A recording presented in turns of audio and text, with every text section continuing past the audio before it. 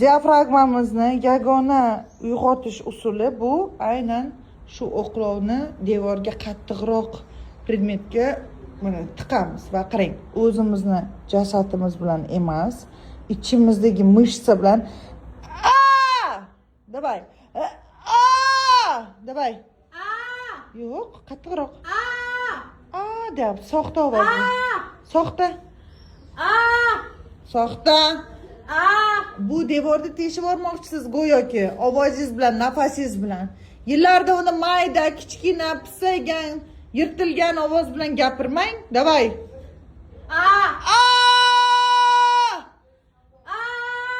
Kuch yetmayapti, kuch, go'sht yetmayapti, go'sht.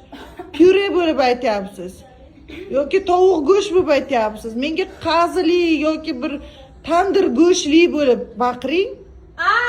Yo'q, deyapsiz nomiga. Davay.